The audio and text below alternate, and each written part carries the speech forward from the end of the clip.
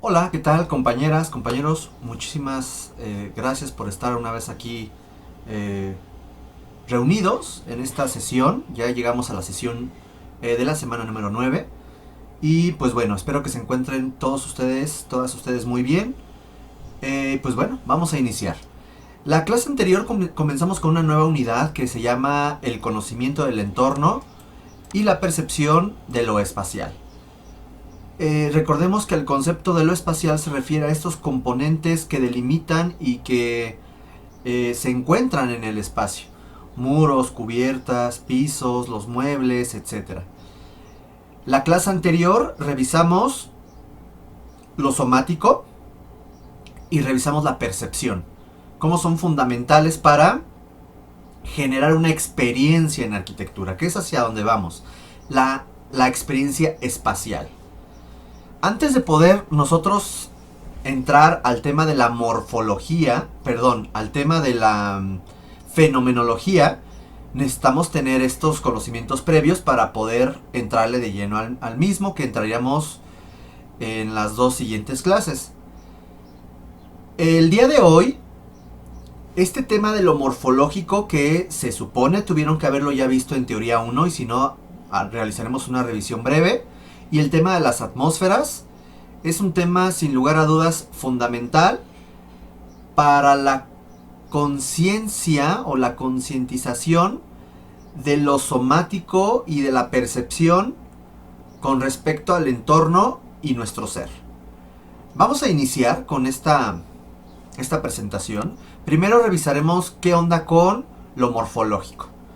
Para este tema vamos a retomar al padre de la teoría arquitectónica mexicana, que es José Villagrán García, el cual, entre las muchas cosas que él señaló, bueno, y hay un acento que no tendría por qué estar, pero bueno, valores, él buscaba, dentro de la disciplina arquitectónica y bajo la influencia del funcionalismo, que la arquitectura, la producción arquitectónica fuera útil, lógica, estética y social. Por lo tanto, podemos ver que hay un fundamento de la tríada vitruviana, pero con ya un entendimiento en el momento social en el cual se desarrolló este movimiento moderno. Es importante señalar que este autor tenía una estricta funcionalidad y honestidad estructural constructiva, con un sentido histórico, un sentido geográfico muy importante. La arquitectura tiene que corresponder a la geografía del sitio, a lo social del sitio, y el empleo de un programa arquitectónico como base de la composición. Porque él fue pues el primero que introdujo la idea del programa arquitectónico aquí en el país. Ustedes dirán, pero ¿cómo puede ser que antes no lo habría? Había listados generales de espacios, de necesidades, pero tal cual como un programa arquitectónico no. Este señor, en su obra Teoría de la Arquitectura, que son una serie de escritos que fue desarrollando a lo largo de su actividad docente y profesional, habló de la morfología, que si nosotros hablamos de etimologías, pues se refiere a morfo, forma, logía, estudio de la forma. Pero él hace una división de la morfología en tres rubros: forma, figura y carácter. Y aquí es importante que nosotros tratemos de identificar lo siguiente. Cuando hablamos de forma, José Villagrán nos dice: la forma es el vehículo de expresión del programa arquitectónico.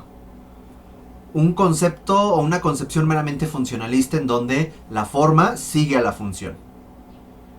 Nos dice, no hay forma sin contenido y no hay contenido sin forma. Es una relación estrecha entre la forma y la función. Y por ende, no puedo yo formar algo si no lo puedo materializar, o sea, lo puedo construir. Esta frase tiene que ver con esta integralidad de la función, de lo formal y de lo estructural constructivo. ¿Ok? Por lo tanto, al hablar de forma, podríamos nosotros hablar de lo conformativo, o sea, aquello que le da forma a algo, ¿ok? Que se refiere a la construcción formal y a las organizaciones espaciales. Entonces, paso número 1 para el análisis morfológico: identificar lo conformativo, o sea, las construcciones formales, geométricas, las organizaciones espaciales, la forma. ¿Ok? Siguiente elemento es la figura. La figura se refiere a la transformación de la forma o de lo conformativo, a lo cual podríamos llamar lo configurativo, porque lo configura. ¿Qué configura? Pues lo conformativo. Es como un juego de palabras medio malévolo. Pero quiero que entiendan, la forma es aquello que está conformado, que tiene que ver con la geometría, con los volúmenes. Mientras que la figura se refiere a la configuración, o sea, la transformación de la forma. Y ahí nosotros podemos, a partir de lo que señala José Villagrán, la métrica, lo óptico, lo áptico, pero podremos esto ampliarlo a las categorías formales que en breve señalaré. Y finalmente el carácter. Si ustedes se fijan, estos dos elementos, tanto la forma como la figura, son elementos muy palpables, tangibles, que los puedo ver fácilmente, los puedo identificar fácilmente. Pero entramos al carácter y ahí es donde comenzamos a tener problemas. El carácter, según Villagrán, nos dice que es la concordancia de sus formas.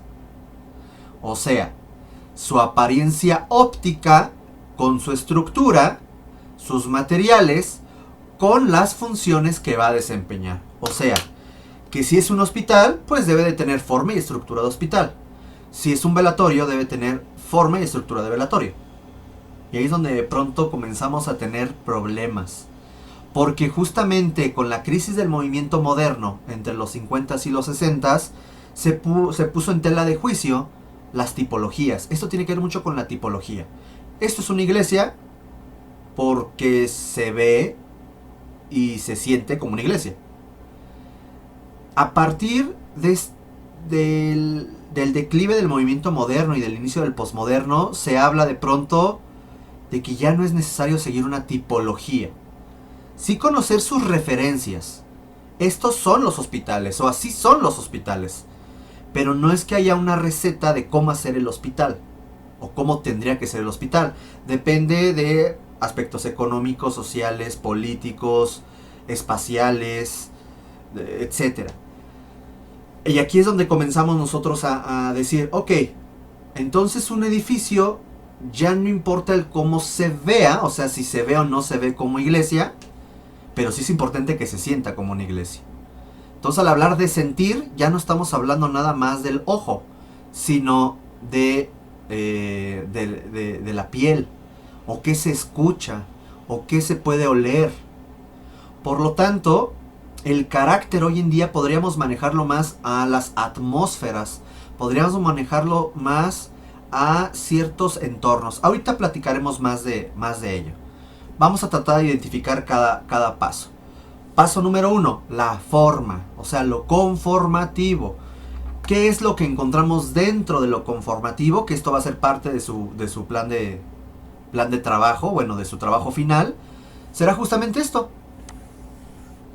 1. ¿Cuáles son los usos y necesidades? O sea, demanda y los espacios. ¿Cuál es el esquema espacial? O sea, el funcionamiento. Aquí está mal escrito, pero bueno. El funcionamiento. ¿Cuál es la relación de espacios? O sea, estas relaciones. ¿Es un espacio contiguo a otro? Con un muro, una puerta. ¿Es un espacio vinculado? O sea, hay una plaza, hay una cubierta, hay otro volumen que une estos cuerpos. Un espacio conexo, principalmente entre los espacios fisonómicos, o sea, los importantes, que se refiere que el volumen A o el volumen B está dentro del otro volumen. Se conectaron. Se penetraron. Y finalmente esta, que es un espacio dentro de otro. Cuando un cuerpo está dentro de otro cuerpo. Esa relación, ¿cómo nosotros podemos identificarlas en nuestra propuesta? Si se fijan, estamos viendo pura propuesta funcional y de pronto cómo se comienza a generar el volumen. Luego, identificar los volúmenes constructivos, o sea, la geometría, la estructura, cómo se construyó, cómo se materializó, y una categoría que ahorita vamos a ver, la categoría de lo estereotómico y lo tectónico, según Campo Baeza. Y finalmente aquí siempre se me ha olvidado cambiarles el punto 5, la organización de volúmenes y recorridos, ¿ok? Que tiene que ver mucho con el esquema que estoy viendo aquí abajo. Si todos los volúmenes los acomodo de forma central, radial, agrupada, lineal, lineal con dos polos, o sea una axialidad, reticular, mixta, de pronto podría cambiar el eje y se vuelve radial, se vuelve reticular, qué sé yo. Entonces se refiere a esto, cómo a partir de un volumen primigenio comienzo yo a transformarlo y a generar varios volúmenes atendiendo un funcionamiento. Vean cómo aquí estos colores se refieren a algún tipo de zona, de área, y trata de atender específicamente el envolvente de esa área. Si hablamos de las categorías, Alberto Campo Baeza nos dice que en arquitectura nosotros podríamos hablar de dos categorías. Cuando un edificio es estereotómico o un edificio es tectónico. Aquí aguas. Estamos hablando de categorías formales y generalmente óptico. ¿Ok? Una impronta visual también se le llama. Lo estereotómico como tal o una acepción es la disciplina que se encarga del diseño, talla y montaje de las dovelas o de las piedras en los arcos, etcétera, de las bóvedas. No se refiere a eso. Y lo tectónico frecuentemente nosotros lo referimos a las placas tectónicas. Tampoco se refiere a eso. También lo tectónico se refiere mucho a lo constructivo, al quehacer arquitectónico. En este caso, y con estas acepciones de Alberto Campo Baeza, no nos referimos a eso. ¿Ok? La categoría de lo estereotómico en lo formal es lo siguiente. Aquella en que la fuerza de gravedad se transmite, y váyanselo imaginando, se transmite de una manera continua en un sistema estructural continuo y en donde la continuidad constructiva es completa. Es la arquitectura masiva, pétrea, pesante, la que se asienta sobre la tierra como si de ella naciera. Es la arquitectura que busca la luz, la arquitectura de la cueva, donde todo trabaja fundamentalmente a compresión. ¿Qué se imaginan? Tengo aquí, por ejemplo, el Museo Judío de Berlín, de Daniel Libeskind. Podemos ver que de pronto es una masa, es un gran volumen en el cual apenas se abren algunos vanos para que la luz entre. Pero es un edificio pesante, es un edificio muy voluminoso, es una masa. Entonces cuando vemos edificios así, en donde lo masivo es abundante, es pesado, en donde los vanos son pequeños, el macizo es superior, podríamos nosotros decir que es una categoría llamada estereotómica. ¿Ok? Entonces siempre digan, es una categoría estereotómica. Tanto al analizar como al proyectar. Luego, ¿qué es la categoría de lo tectónico? Aquella en que la fuerza de gravedad se transmite de una manera sincopada. Que este es un término retomado de la música. Sincopado se refiere como a este quiebre. Estamos hablando de un ritmo, estamos hablando de que de pronto el sonido tiene un cierto intervalo, un ritmo, no es continuo, ¿ok? Es un sistema estructural con nudos, conjuntas y en donde la construcción es articulada. Es articulado, ¿ok? Es leñosa, ligera, la que se posa sobre la tierra como alzándose de puntillas. Es la arquitectura que se defiende de la luz, mientras que el otro era muy oscuro y tenías que abrir un hoyito para que te entrara la luz. Aquí hay tanta luz que te quieres cerrar o quieres ver cómo te puedes proteger. Que tiene que ir velando sus huecos para poder controlar la luz que la inunda. Es de la cabaña. Es la de la cabaña. Y aquí tenemos un ejemplo, Mediateca Sendai de Toyo Ito. Vean de pronto cómo la translucidez, la fluidez espacial, la relación visual tan continua que existe. Podemos ver cómo son diferentes pisos delimitados por vidrios y las columnas, en lugar de ser sólidas, son una red, son una estructura que te genera entonces una relación no nada más interior y exterior, sino inferior y superior. Puedes estar viendo qué es lo que está pasando. Vean cómo es tan fluido esto que se le puede llamar entonces que pertenece a la categoría tectónica. ¿Puede haber propuestas mixtas? Sí. Quizás rectoría. Podríamos ver que de un lado es muy pesado, o sea, muy estereotómico, y del otro lado es muy ligero, o sea, muy tectónico. Podríamos hacer de pronto nosotros esa distinción. Y de pronto conceptos que Campo Baeza nos ha señalado de uno y otro. Lo estereotómico se refiere a lo sólido, la masa, la tierra, la gravedad, la compresión, la oscuridad, la sustracción, la continuidad, lo matérico, lo físico, lo que veo, lo que toco. Mientras que lo tectónico se refiere a lo ligero, la trama, el cielo, la antigravedad, o sea, todo lo contrario. La tensión, la luz, la adición, la discontinuidad y el alma, o sea, lo que no veo. ¿Ok? Estas son categorías geométricas o categorías de la forma, categorías de lo conformativo. Y este es Antonio, este es Campo Baeza. Y Campo Baeza nos dice, bueno, nos muestra con sus obras cómo maneja estos elementos según las circunstancias. Podemos ver aquí como una estructura que es muy tectónica, de pronto una que es muy estereotómica, de pronto que es mixto, en donde podemos ver que esto es más ligero y esto es más pesado. Y eso se vuelve algo interesante al aplicar, pero también al analizar en la arquitectura.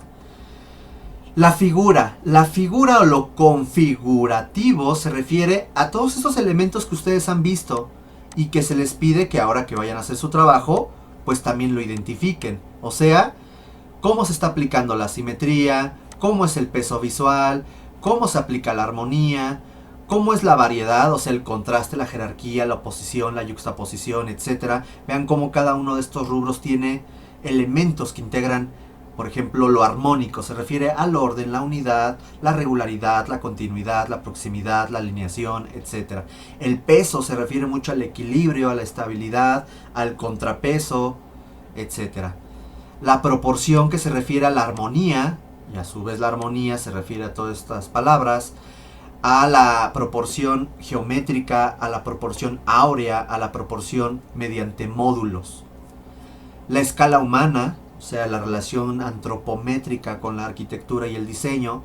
Las leyes de la teoría de la Gestalt, que tiene que ver mucho con figura-fondo, etc. Ahorita lo comento.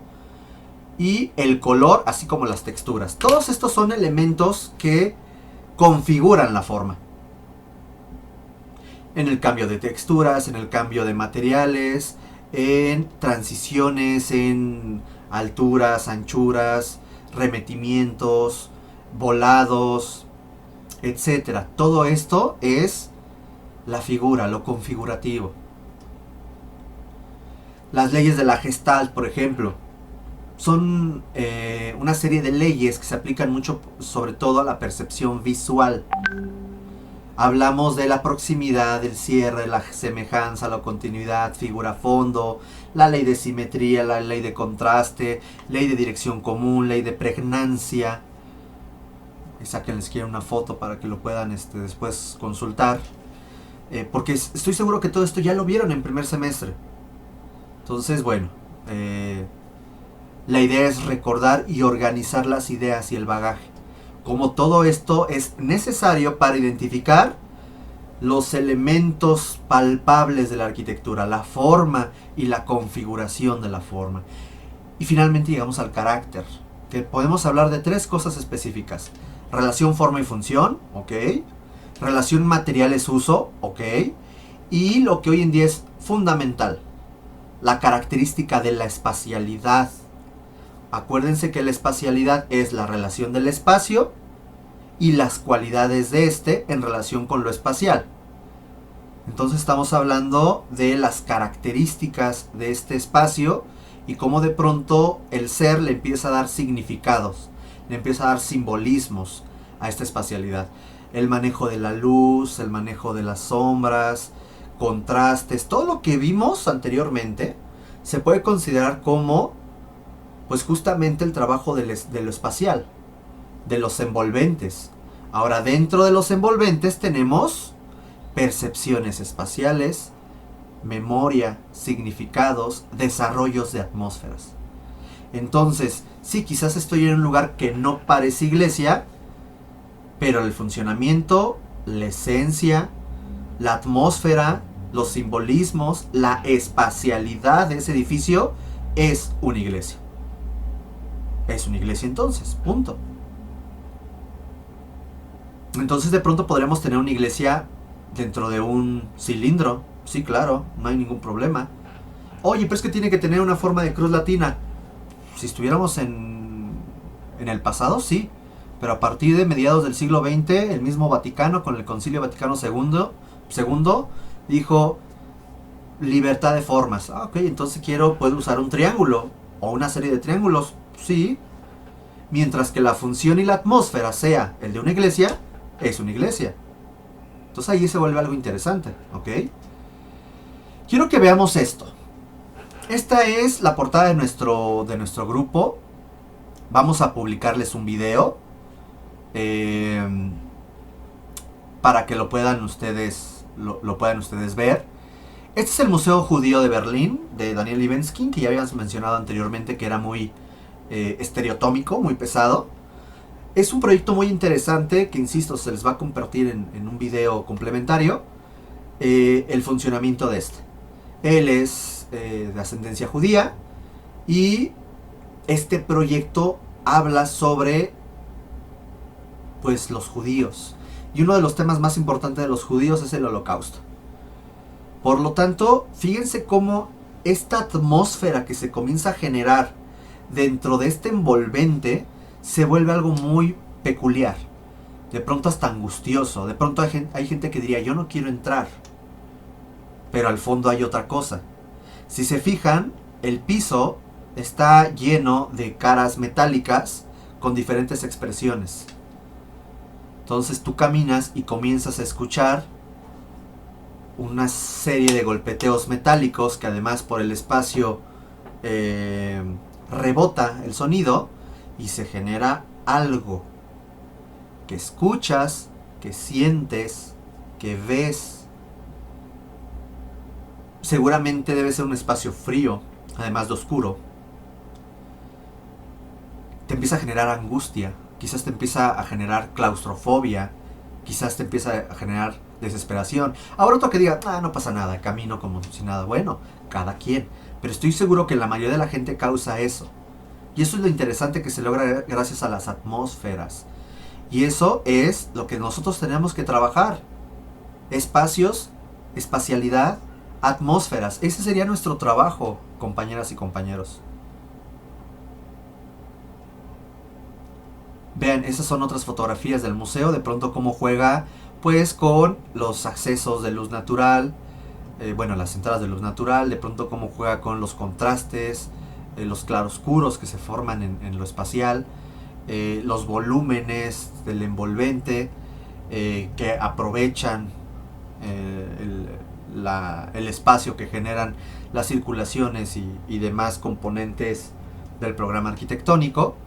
Y vean, finalmente es un enorme volumen que se desintegra totalmente del contexto, en este caso un contexto histórico. Vean la propuesta totalmente diferente a lo que uno está acostumbrado, o por lo menos a ver en el contexto. Y es este recorrido en un edificio masivo, en donde de pronto podemos jugar con esto. Vean, no son dos fotografías, es una misma. En donde jugamos con los colores, los materiales y los quiebres, para de pronto generar un juego en la percepción visual. Eso es algo muy interesante. ¿Por qué no podemos aspirar a ello? ¿Por qué no nos atrevemos a hacer ese tipo de cosas? No digo que todos ahora se conviertan en deconstructivistas, no. Pero sí hay ciertos elementos que podrían ustedes retomar. Otro de los proyectos que me gustaría señalar de también Daniel Libeskind es justamente el memorial del 11 de septiembre.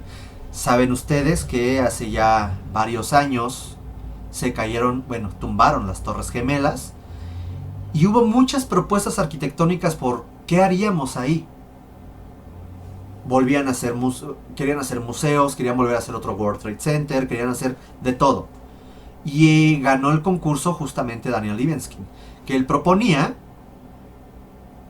en lugar de generar un volumen, generar un vacío. Un vacío que dejó la destrucción de las Torres Gemelas. Fíjense cómo de pronto ya a esto se le empieza a aplicar una simbología muy importante y de pronto se llega a generar un arraigo y una aceptación de la gente por esto. Porque además es algo muy solemne, es un enorme rectángulo, bueno, cuadrado, en donde el agua va cayendo hasta el centro y está rodeado de nombres de las personas que fallecieron.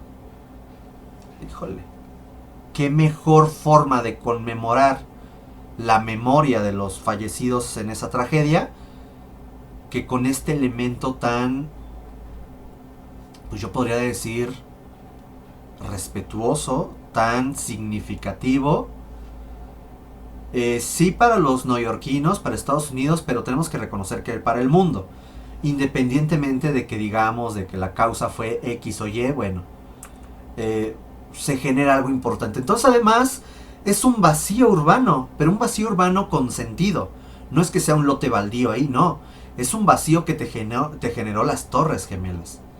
Y ese vacío ahora se está sustituyendo por esto.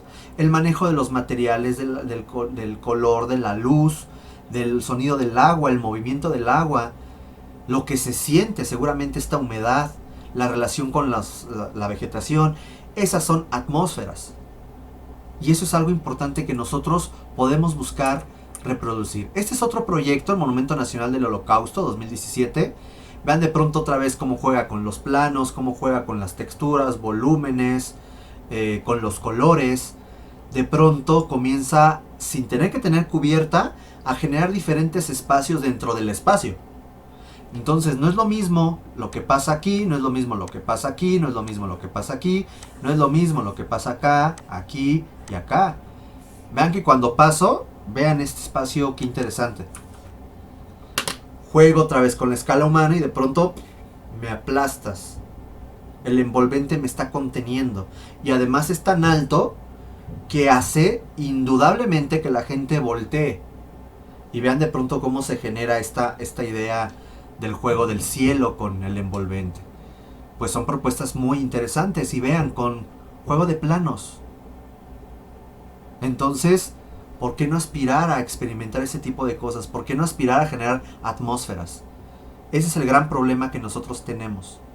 Que de pronto estamos más preocupados por cumplir con nuestra entrega de proyectos que por que realmente busquemos generar atmósferas.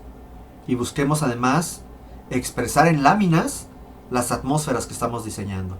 Por lo general siempre decimos, pues corte, fachada, maqueta, un render sin personas, ahí como para que parezca apocalíptico, qué sé yo.